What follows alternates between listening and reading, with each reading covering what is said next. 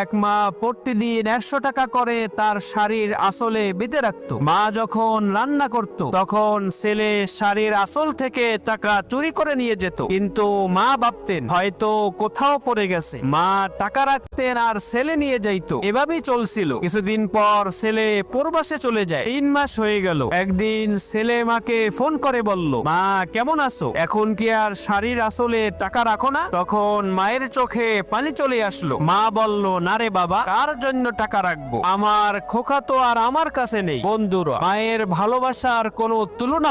এক মা প্রতিদিন 100 টাকা করে তার শাড়ির আসলে বেঁধে রাখতো। মা যখন রান্না করত তখন ছেলে শাড়ির আসল থেকে টাকা চুরি করে নিয়ে যেত, কিন্তু মা ভাবতেন হয়তো কোথাও পড়ে গেছে। মা টাকা রাখতেন আর ছেলে নিয়ে যাইতো। এভাবেই চলছিল। কিছুদিন পর ছেলে প্রবাসে চলে যায়। 3 মাস হয়ে গেল। একদিন ছেলে মাকে ফোন করে বলল,